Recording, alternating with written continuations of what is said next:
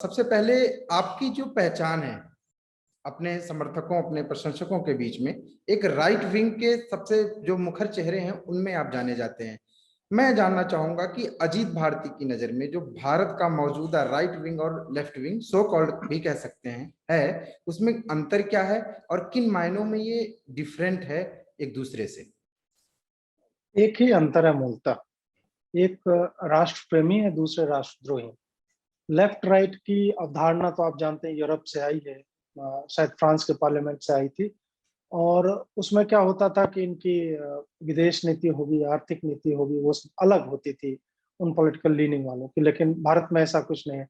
मोदी से बड़ा समाजवादी नेता या कम्युनिस्ट नेता एक तरह से कह सकते हैं, क्योंकि सर्वहारा के लिए नरेंद्र मोदी ने जितना कार्य किया है पिछले 7 सालों में, उतना तो आप किसी भी राज्य में किसी भी मतलब कम्युनिस्ट चीफ मिनिस्टर ने नहीं किया, या लेफ्ट लीनिंग या कांग्रेस वाले भी उतना काम नहीं किए हैं गरीबों के लिए, सर्वहारा के लिए, अंतिम व्यक्ति के लिए, जिसके बारे में कम्युनिस्ट कहते हैं कि वहां तक सहायता पहुंचनी चाहिए। मोदी ने उस तरह से काम किया, तो पॉलिटिकल डेफिनेशन हटा देते हैं। हाँ, लेकिन वही है कि संदर्भ यही है कि राइट और लेफ्ट का मतलब यही रह गया मूलतः, कि आप राष्ट्र प्रेमी हैं या राष्ट्रद्रोही हैं। इसको भले ही लेफ्ट वाले कितना भी चिल्ला चिल्ला के कहते रहे कि नहीं नहीं, यहाँ हमारा ऐसा कोई मकसद नहीं है कि हम राष्ट्रद्रोह में जा रहे हैं, हम तो बस सवाल उठा रहे हैं। तो तुम सवाल सिर्फ नहीं उठा रहे, तुम हर चीज पे सवाल उठा रहे हो। तुम डेवलपमेंट वर्क पे सवाल उठा रहे हो। आरए में मेट्रो का शेड बन रहा था, तो अभी खबर आई है कि इन्होंने पूरा लेफ्टिस्ट लॉबी मिलके उस वक्त रुकवा दिया था। अब लगभग 10,000 करोड़ का कॉस्ट एस्केलेशन हो गया है, या 10,000 करोड़ हो गया, ऐसा कुछ है। और उन्होंने वो जमीन किसी बिल्डर को बेच दी है। अब मेट्रो सेट के लिए नई जमीन जो है लाई जाएगी। तो वस्तुतः आप देखिए कि इनका पर्यावरण से या मानव हित की बात या मानवाधिकारों की जो बात करते हैं, इनसे दूर दूर तक कोई लेना देना नहीं।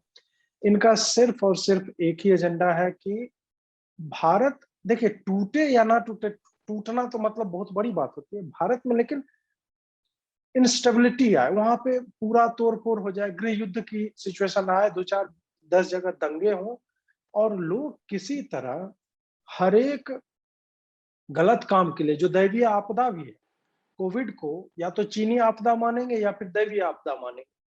उसमें तो मोदी का तो कोई हाथ है नहीं। भारत से ज्यादा लाशें विकसित देशों में भी गिरी हैं। तो तुमने उसके ऊपर कभी फोकस नहीं किया। तुम उसके कॉन्ट्रास्ट में जो है तुलना नहीं करना चाहते हो। तुम इसका भी भार जो है मोदी पे डालना चाहते हो। तो लोग उतने मूर्ख है नहीं।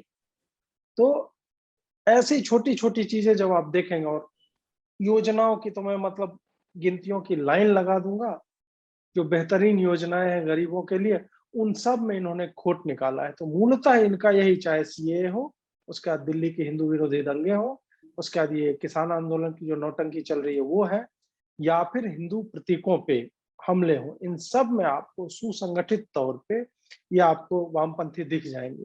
तो अंतर बस यही है कि हम जो है अपने पैशन से, अपने राष्ट्र के लिए, कि हमारा राष्ट्र जो है बढ़ रहा है, ग्रो कर रहा है, हम उधर देखते हैं, हम उम्मीद से देखते हैं। और ये लोग जो है उस उम्मीद पे रोक लगाना चाहते हैं।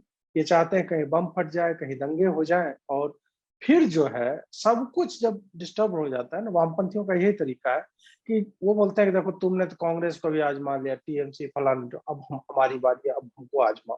तो ये वो है। और जब वो आते हैं तब वो तानाशाही करते हैं। हर जगह यही हुआ है। अभी क्यूबा की हालत देखिए, वेनेजुएला की हालत देखिए, यूएसएसआर की हालत क्या थी, या चीन की हालत देख लीजिए। यहाँ पे विशुद्ध तानाशाही ही चल रही है। तो कम्युनिज्म तानाशाही है, किसी भी राष्ट्र के विरोध में ही हमेशा होता है। वहां के नागरिकों के जो मानवाधिकार हैं उनके विरोध में होता है, भले ये जितना भी चिल्ला ले, मानवाधिकारों की बात कर ले। ये मूलतः राष्ट्र की भावना के, राष्ट्रीयता के, एक नागरिक के जो ह्यूमन राइट्स हैं उनके हमेशा विरोध में दिखते हैं। और बाकी जो भी पॉजिटिव लोग हैं वो दक्षिण पंथ वाले हैं या राइट विंगर हैं, आप सो कॉल्ड कहें या ना कहें।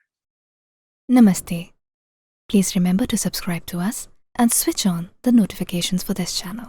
For our other social media links, more content, and to support our work, please visit citti.net. धन्यवाद। नमस्कार।